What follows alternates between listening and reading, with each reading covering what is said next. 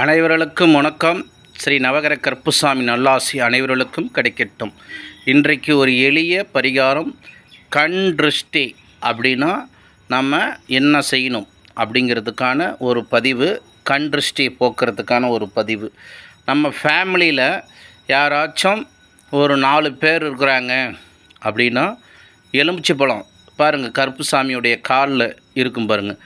அந்த எலுமிச்சை பழம் ஒன்று நாம் வாங்கி ஒரு 4 பேர் ஃபேமிலியில் இருக்கிறோம் அப்படின்னா அந்த எலுமிச்சை பழத்தை நம்ம அமாவாசை, அஷ்டமி, வெள்ளிக்கிழமை, ஞாயிற்றுக்கிழமை, செவ்வாய்க்கிழமை இந்த மாதிரியான நாட்களில் நம்ம ஃபேமிலியில் இருக்கிறவங்கள அத்தனை பேர்த்தையும் தலையை சுற்றி அதை அடித்து உடச்சி அதுக்கு மேலே குங்குமத்தை போட்டிங்க அப்படின்னா கண் திருஷ்டி விலகிடும். ஒரு ஃபேமிலியில் ஒரு 10 பேர் இருக்கிறீங்க அப்படின்னா ஒரு தொழில் செய்யக்கூடிய இடமா இருக்குது அப்படின்னா சிறு தொழில் அப்படின்னா காய்கறி, மல்லிகை கடை இந்த மாதிரியான இருப்பவர்கள் ஒரு தேங்காய் கருப்புசாமியுடைய காலில் இருக்குது பாருங்கள். அந்த தேங்காயை ஒன்று வாங்கி அதே போல் அமாவாசை, பௌர்ணமி, அதுக்கடுத்தது பார்த்திங்கன்னா அஷ்டமி, செவ்வாய், ஞாயிறு கிழமையில் நம்மளுடைய தொழில் செய்யக்கூடிய இடம் சிறப்பாக இருக்கணும் அப்படின்னு நினச்சி நீங்கள் அந்த தேங்காயை சுற்றி உங்கள் கடைகளை, ஆனால் கற்பூரம்லாம் வைக்கக்கூடாது, வெறும் தேங்காயை மட்டும் சுற்றணும். சுற்றிட்டு அதுக்கப்புறம் நம்ம கடைக்கு வெளியில் போனோன்னு வாசப்படியில் கற்பூரத்தை வச்சு அதுக்கப்புறம் சுற்றி கற்பூரத்தை போட்டு அடித்து உடைச்சிங்க அப்படின்னா உங்களுடைய கண் திருஷ்டி விலகிரும். அதுக்கு அடுத்தது பூசணிக்காய் அப்படிங்கிறது ஒரு பெரிய ஃபேக்ட்ரி. ரொம்ப குடும்பத்தில் முடியாத இருப்பவர்கள், ஃபேமிலியில் முடியாத இருப்பவர்கள், அதுக்கப்புறம் ஒரு கட்டடம் கட்ட முடியாமல் இருக்கிறது, ஒரு தொழில் பெரிய பெரிய ஃபேக்ட்ரி ரன்னிங் ஆகாமல் இருப்பது, இது எல்லாம் பார்த்திங்கன்னா 4 பேர்த்தோடைய கண், 4 பேர்த்தோடைய சொல்லால் நம்மளுடைய தொழில் முடக்கம் அப்படிங்கிறது ஒன்று ஆயிரும். அப்போ அந்த பூசணிக்காயை பார்த்திங்க அப்படின்னா நம்ம சுற்றி உடைப்பதனால் மிகப்பெரிய அளவுக்கு மாற்றங்கள். ஆனால் பூசணிக்காயை எல்லோரும் என்ன பண்ணுறாங்க அப்படின்னு சொல்லி பார்த்திங்க அப்படின்னா காயப்படுத்தி அதுக்கு மேலே காயின் போட்டு அதுக்கப்புறம் சிவப்பு தடவி அதை கொண்டுட்டு போய் கற்பூரம் ஏற்றி உடைக்கிறாங்க. அந்த மாதிரி உடைச்சிங்க அப்படின்னா சத்தியமாக உங்களுக்கு கண் திருஷ்டி விலகாது, உங்களுடைய பிரச்சனை தீராது.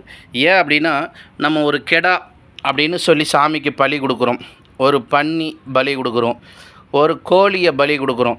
அப்போ என்ன பண்ணுறோம், முதல்ல தண்ணியை போட்டு அதுக்கப்புறம் உத்தரவு கொடுத்ததுக்கப்புறம் அதை நம்ம உடைச்சி உத்தரவு கொடுத்தோன்னா அறுத்து போடுறோம். அப்போ அது பலி ஆகுது. அதே போல் தான் ஒரு பூசணிக்காயை முதல்ல உங்களுடைய ஃபேக்ட்ரிகள் அனைத்தையும் சுற்றிடணும். சுற்றிட்டு அதுக்கப்புறம் பேட்டரியுடைய வாசலில் பார்த்திங்கன்னா அந்த பூசணிக்காயை முழுசாக அடித்து உடைக்கணும்.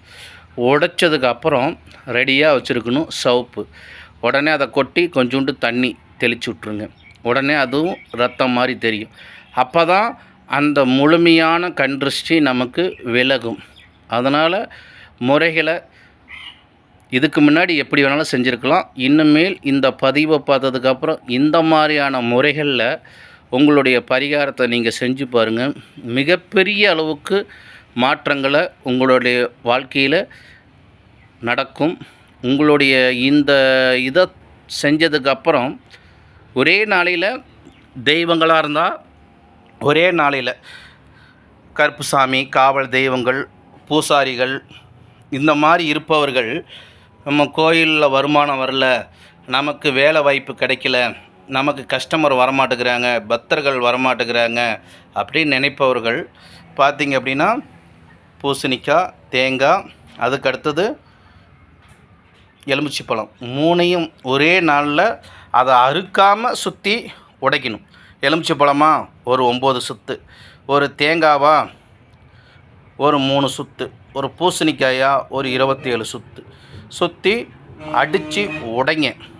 தெய்வத்துக்கிட்ட இருக்கக்கூடிய கண் திருஷ்டி தடைகள் அனைத்தும் விலகும். அதனால் இந்த பதிவு பயனுள்ள பதிவு. யாரும் இதை கண்டுக்காமல் போக வேணாம். நவகிரக கருப்புசாமியோடைய நல்ல ஆசையால் உங்களுக்கு இந்த அற்புத பதிவு கிடச்சிருக்கு. அதனால் நவகிரக கருப்புசாமியுடைய ஆசீர்வாதமும் அனுகிரகமும் இந்த அமாவாசையில் முன்னோர்களுடைய ஆசீர்வாதமும் அனைவர்களுக்கும் கிடைக்கட்டும்.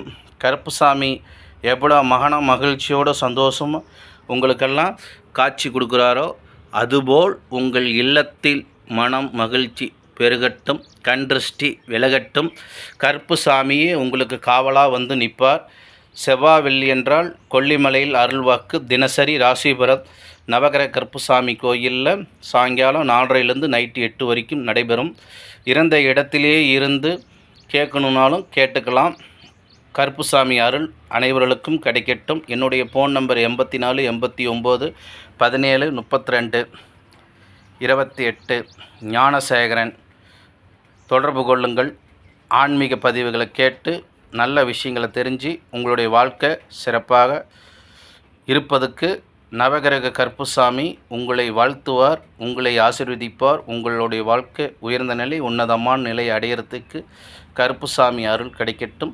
எளிமையான பதிவுகளை பார்த்து ஆதரவு கொடுங்கள். சேகர் கொல்லி அப்படிங்கிற யூடியூப் சேனலுக்கு ஆதரவு கொடுத்து எல்லா மக்களும் எந்த அளவுக்கு ஆதரவு கொடுக்குறீங்களோ அப்போ தான் நான் இன்னும் எளிய பரிகாரங்களை உங்களுக்கு தெரியப்படுத்தி உங்களுடைய வாழ்க்கையில் இருக்கக்கூடிய இன்னல்களை நீக்கி நவகிரக கருப்புசாமியுடைய அருளால் ஆசீர்வாதத்தால் மிகப்பெரிய அற்புத பதிவை போட்டதுக்கு இதை பார்த்து இன்றைக்கி தான் செய்யணுங்கிறது இல்லை, நான் சொன்ன நாட்களில் செய்து உங்களுடைய பிரச்சனையை சரி பண்ணி கண்திருஷ்டி விலகி எல்லாரும் இன்புற்று வாழுங்கள். நன்றி, மகிழ்ச்சி.